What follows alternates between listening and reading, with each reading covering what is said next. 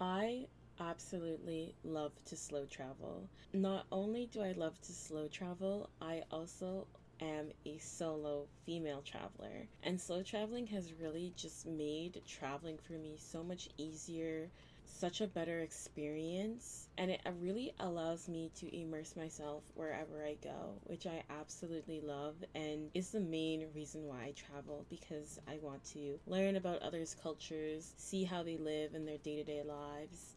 I honestly feel with slow traveling, you really get to immerse yourself and relish in the culture of others.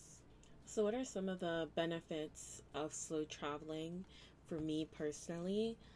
The first benefit of slow traveling for myself is a deeper cultural immersion. I love being able to spend more time in one place. Typically, when I slow travel, I pick 1 to 2 cities to focus on for my traveling destination. When I was in Portugal, I actually did pick 2 cities. I picked Lisbon and I picked Porto. When I was in Athens, I just picked one city, and that was Athens. And I did a lot of day trips, and I did an overnight trip outside of Athens, which was really, really nice. And I really liked having that home base where I didn't have to worry about packing and making sure that everything was in my suitcase so I didn't forget anything. Everything was just there for me, which I absolutely loved. It was a lot less stressful doing it the way that I did in Greece because I just had that home base. It was a little bit stressful in Portugal, and that was mainly because I had to leave Lisbon, pack up all of my suitcases, which I had 2 suitcases, and then go to a train, figure out how the train works, get to Porto, unpack Porto, and then kind of had to do it all over again when I went back to Lisbon a few days later. So I will say that doing this slow traveling really does help reduce the amount of stress that I get. Slow traveling, because I'm only going to a few places, it really helps me to spend more time in that city, and it gives me a chance to understand and appreciate the local culture, the traditions, and the way of life that people who actually live in the city, how they live. So the first benefit for me is that deeper cultural immersion into the country. I really, really love the fact that I'm only in 1 or 2 places and can really focus on those 1 or 2 places. While I'm there, I can really get to study the culture, see how the culture truly is lived. And I think that's such a touching, warming feeling that you really can't get from reading a book. Actually being there and being present in the moment and seeing how people, residents, live their everyday lives is something that I don't know what it is, but it really helps me to reflect more on my own life and see things that maybe I can implement or things that I can change within my own practice, my own life practices, to make sure that I'm being the best person that I can be. One thing that I honestly I loved so much was that I was truly able to not rush in terms of like trying out different foods because I was going to be in that one city for however many days. I didn't have to rush to try all the different foods that the locals eat.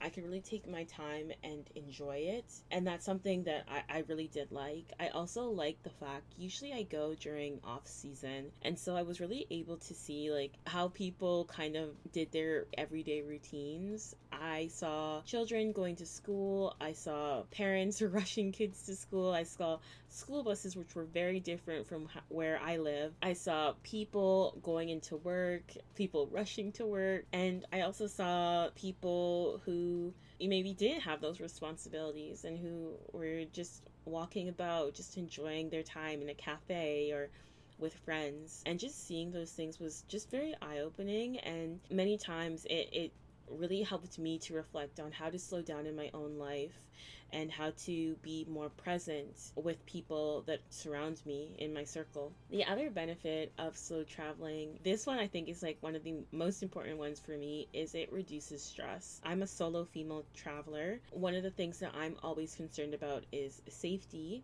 and I find with being in one place, you get to know the area a lot quicker because you're basically always there, and you get to know the layout. You get to know maybe some areas that are good to be in at night, some areas that you should avoid very easily and very quickly. And so that's one thing I like. But I also like the fact that I'm just in one place, one or two. Typically, honestly, I like being in one place. In Portugal, I visited two cities, and when I was in Greece, I visited one city. In Portugal, I had a different kind of layout. So I was in Lisbon for a few days, then took the train to Porto and was there for a few days, and then went back to Lisbon. So there was a lot of packing and unpacking in that situation. Whereas in Greece, I decided to actually have a home base. And so Athens was my home base, and I did day trips and overnight trips outside of that. I really preferred the way that I did it in Athens. I still was able to see a lot of things, and I really was able to experience the culture a lot. I was able to experience the culture in both situations, but I reduced stress the most when I was just having that home base and doing day trips and overnight trips. So much better for my mentals. I am not joking. Honestly, that feeling of unpacking and packing and making sure that you have everything before you leave a hotel is so stressful. And also navigating like transportations with a whole bunch of luggage and worrying about, oh my gosh, is someone gonna rob me? All of these things are things that really add to my anxiety, and I am a very anxious person. And so one thing that I knew that I wanted to do before I ever started like traveling solo was learning the type of person I am so that I can accommodate and take care of myself the best while I am traveling. And so I know that I do not work well under stressful, anxiety filled situations. And so I don't want to ever like put myself in those situations intentionally while traveling. And so slow traveling has made that so much easier for me. It's also nice because I'm not on any tight schedule. It's not like in 2 days you need to see all of these tourist attractions, and if you don't see them then you've missed out. It's not like that.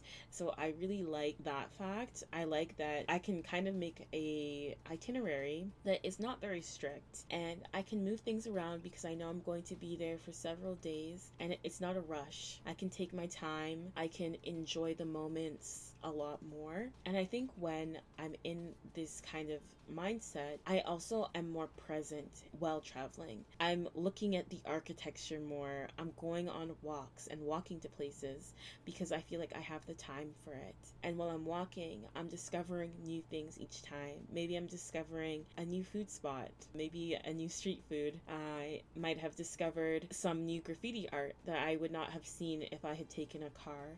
So just these small things help to reduce my stress and make me more present in the moment.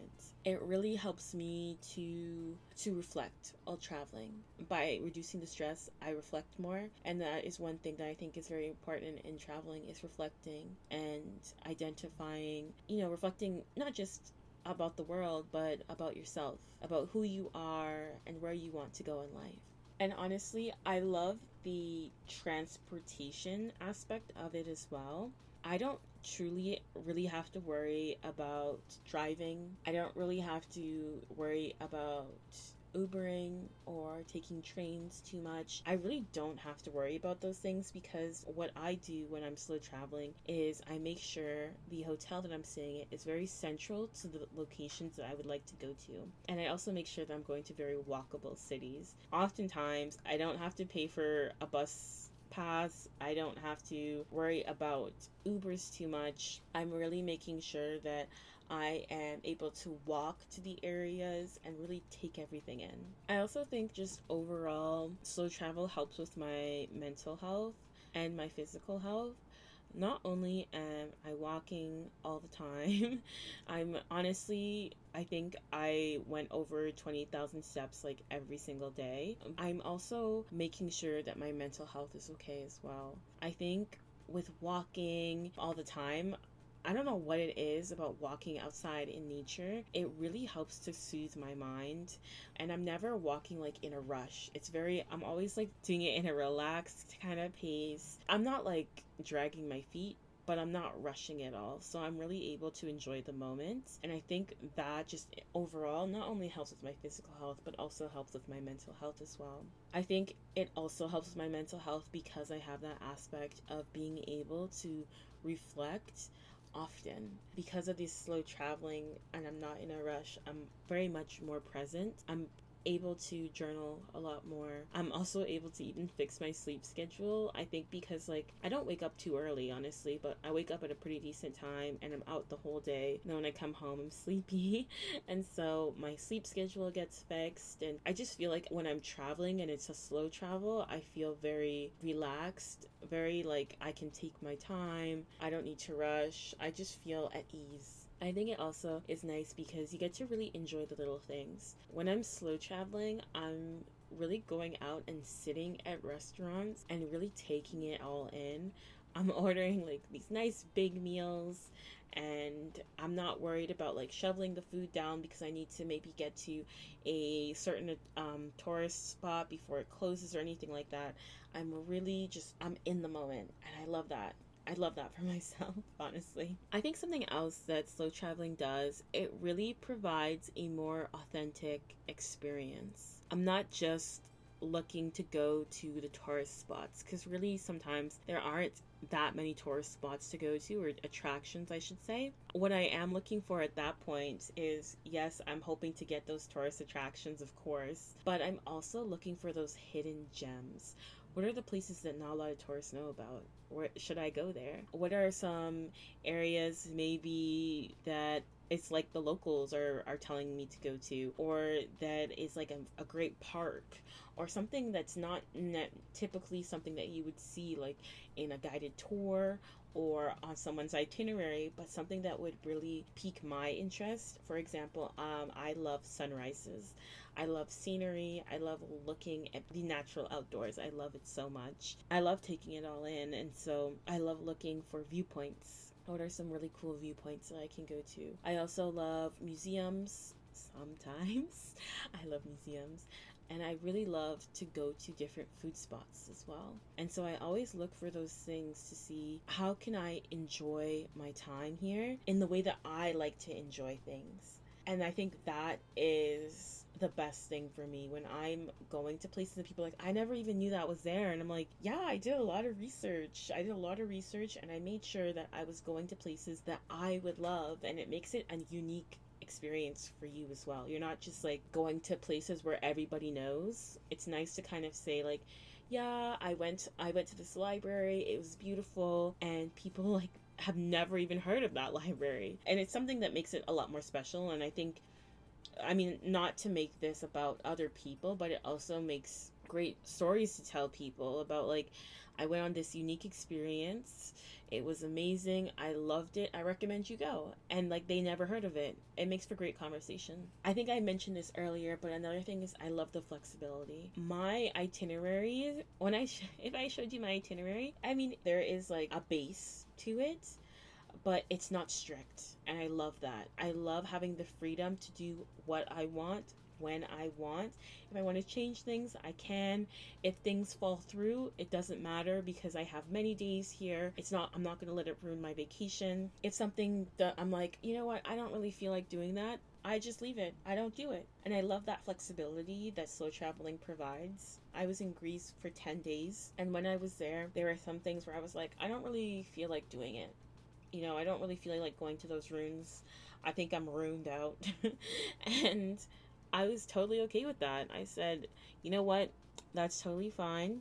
Let's go in 2 days or something. Let's have a break from ruins. Let's go and to the museum. Let's go to the beach. Like, there were just so many different things that I could do, and I loved that. I loved not being restricted or feeling like I was on a time crunch. I loved that slow traveling gave me freedom, which was really nice to have. When you work a lot or you don't have that much freedom at home when you're not traveling, it's nice to like go somewhere and just be completely free. I also think it really helped me to not be as tired. I think it goes along with flexibility and also well-being, but you're not moving around as often. You're not having to think about, oh my god, okay, I need to confirm with this hotel. And when's the next train? Oh my gosh, like you're not thinking about those things. And so you're not feeling constantly exhausted from your travels. And honestly, I love that because I'm trying to maximize the most time that I can out of my trip, and I want to feel rested and energized throughout the whole vacation. I don't want to feel like tired and I'm dragging my feet going to the next location that I really want to go to. I want to be at peace and have these beautiful moments with every location that I go to where I can sit and enjoy it and not be like, okay, I'm done. I'm tired. I just want to end this. I just want to finish this and just go home. I don't want that kind of attitude, you know? So that's something that I also really like. Slow traveling keeps me energized. And lastly, I think I've said this throughout the video, but I love how mindful I am with slow traveling. When I'm taking my time, I truly, truly am in the moment. And I can appreciate my surroundings. I can appreciate the artwork. I even like take in like the sounds the city is making, the smells the city has. I'm really using all of my senses to really take in this new country that I'm in, this new country that I wanted to go to, that I wanted to experience. I'm really having a more fulfilling and memorable travel experience when I am able to be mindful and present in the moment. I truly, truly encourage you guys to try slow traveling and see if you like it.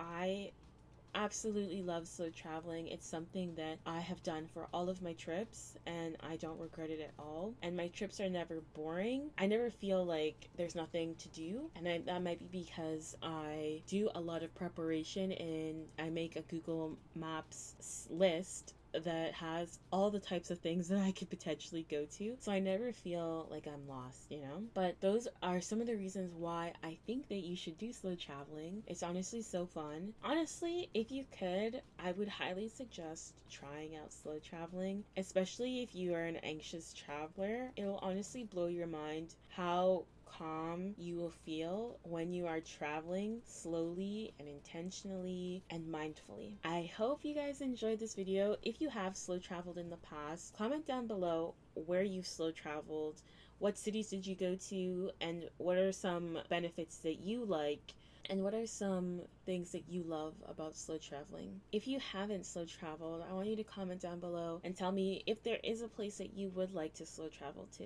Maybe you just only want to visit 1 or 2 cities and really just take it all in. I think the next area that I'm going to be slow traveling, I would love to slow travel in Spain. I think that would be really beautiful to really just take in all of the architecture, to take in the language, because I am learning Spanish. So I can't wait to be able to hear Spanish just being spoken out on the streets and it just being the primary language for the most part. I do know that there are, I believe, 6 languages in Spain, but being able to understand one of them is going to be really cool. And yeah, I hope you guys enjoyed this video and I will see you next time.